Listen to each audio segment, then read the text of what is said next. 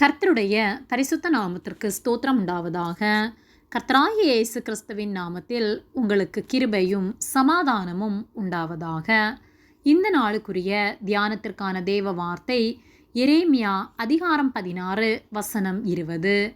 மனுஷன் தனக்கு தேவர்களை உண்டு பண்ணலாமோ? அவைகள் தேவர்கள் அல்லவே.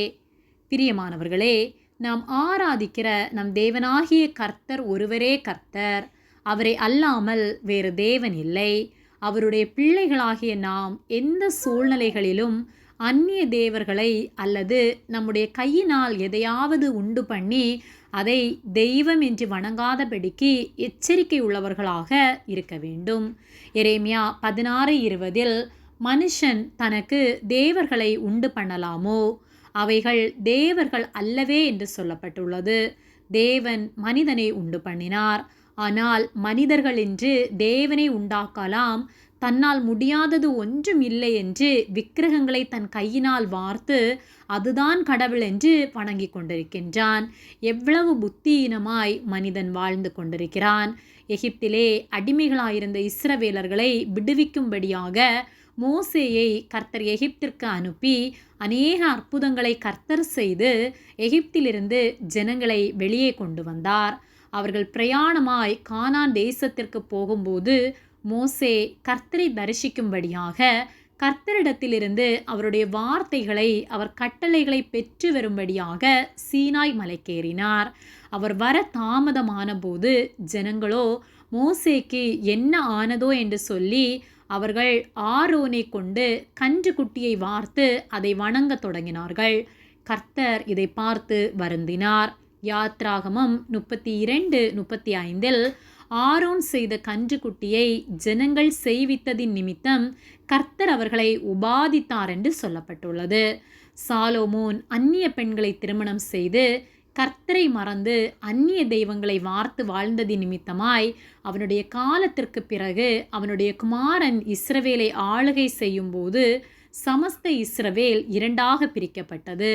கர்த்தர் யெரொபெயாமை தெரிந்தெடுத்து அவனை 10 கோத்திரங்கள் அடங்கிய வடக்கு ராஜ்யத்திற்கும் தாவீதுக்கு கொடுத்த ஆணையின் நிமித்தம் சாலோமோனுடைய மகன் ரெகோபெயாம் 2 கோத்திரங்கள் அடங்கிய தெற்கு ராஜ்யத்தையும் அரசாண்டார்கள்.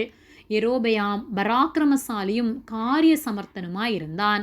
ஆனால் அவனோ கர்த்தர் அவனுக்கு செய்த நன்மைகளை மறந்து தன்னை ராஜாவாக்கினது கர்த்தர் என்பதை மறந்து தன் ராஜ பதவியை தக்க வைத்து கொள்ள இஸ்ரவேலர்கள் தெற்கு ராஜ்யத்தில் இருக்கிற எருசலேமிற்கு கர்த்தரை ஆராதிக்க செல்லும் போது அவர்கள் மனமாறி அந்த ராஜ்யத்திற்கு போய்விடக்கூடாது என்று அவன் பெத்தேலிலும் தானிலும் 2 கன்றுக்குட்டிகளை வார்த்து ஜனங்கள் அதை வணங்கும்படியாக செய்தான்.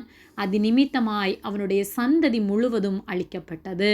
கர்த்தரை மட்டுமே மேன்மைப்படுத்த வேண்டிய நாம் நம் பதவியை தக்க வைக்க, அந்தஸ்தை தக்க வைக்க யாரை மேன்மைப்படுத்தி கொண்டிருக்கின்றோம்? கர்த்தர் அறிவுரைக்கிற காரியங்களை இன்னும் செய்து கொண்டிருக்கின்றோமா? நம்முடைய கையினால் எதையாவது உண்டு பண்ணி நம்மை உண்டாக்கினவரை மறந்து வீணானவற்றிற்கு முக்கியத்துவம் கொடுத்து வாழ்ந்து கொண்டிருக்கின்றோமா? நாம் எவ்வளவு கொடியவர்களாய் வாழ்ந்து கொண்டிருக்கின்றோம், புத்தியீனமாய் செயல்படுகிறோம் என்பதை உணர்ந்து ஜீவனுள்ள தேவனிடம் திரும்புவோம். அவர் ஒருவரே தேவன் என்பதை விசுவாசித்து கர்த்தருக்கு பிரியமுள்ளவர்களாய் அவரை ஆராதித்து அவருடைய நாமத்தை மகிமைப்படுத்தி வாழ்வோம். அவர் ஒருவரே ஆராதனைக்குரியவர். அவர் ஒருவரே தேவன். அவரை அல்லாமல் இந்த உலகத்தில் ஒன்றுமில்லை. அவரை அல்லாமல் நாம் இல்லை. அவரில் நிலைத்து நிற்போமானால் நம்முடைய வாழ்க்கை பரிசுத்தம் உள்ளதாயிருக்கும். அவருக்குள் நாம் வாழும்போது நாம் கனி கொடுக்கிற வாழ்க்கை வாழ முடியும். ஆகவே வீணானவற்றை வணங்கி அந்நிய தெய்வங்களை வணங்கி விக்கிரகங்களாகிய கல்லையும் மண்ணையும் மரத்தையும் வணங்காமல் கர்த்தருக்கு பிரியமுள்ளவர்களாய் வாழ்வோம். அவர் ஒருவரையே ஆராதித்து அவர் நாமத்தை மகிமைப்படுத்தி வாழ்வோம். ஆமேன். ஜெபம். எங்களை அதிகமாக நேசித்து வழிநடத்தி வருகிற எங்கள் அன்பின் பரிசுத்த பிதாவே, இந்த நாளையும் நாங்கள் காணும்படியாக நீர் எங்களுக்கு ஜீவனை தந்த அன்பிற்காக நன்றி செலுத்துகின்றோம். நாங்கள் எந்த சூழ்நிலையிலும் உம்மை விட்டு நாங்கள் விலகாதபடிக்கு, உம்மை மேன்மைப்படுத்தாமல் உலக காரியங்களை மேன்மைப்படுத்தி வாழாதபடிக்கு நீர் எங்கள் ஒவ்வொருவரையும் காத்துக்கொள்ளும்படியாய் ஜெபிக்கின்றோம். எங்களை உம்முடைய கரத்திலே ஒப்புக் கொடுக்கின்றோம். இயேசுவின் நாமத்தில் ஜெபிக்கிறோம் பிதாவே, ஆமேன். கர்த்தர் உங்களை ஆசீர்வதிப்பாராக.